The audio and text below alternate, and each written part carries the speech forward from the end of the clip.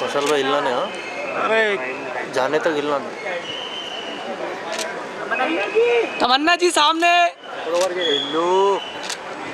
तमन्ना जी सामने। अरे तू राइट जाना, लेफ्ट जाना। तमन्ना जी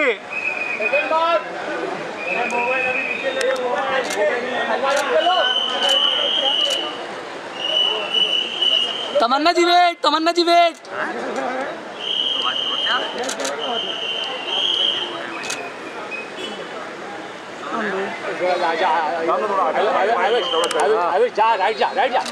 ఎస్బీఐ ఐఆర్సిటీసీ క్రెడిట్ కార్డ్ కి చాలా బెనిఫిట్స్ ఉన్నాయి. ఈ కార్డ్ ని యాక్టివేట్ చేసుకుని 1750 రూపీస్ ఎర్న్ చేయొచ్చు. అండ్ ఈ కార్డ్ యూజ్ చేసి ఐఆర్సిటీసీ యాప్ లో కానీ వెబ్సైట్ లో కానీ టికెట్స్ బుక్ చేస్తే 350 రూపీస్ ఆఫ్ వస్తుంది.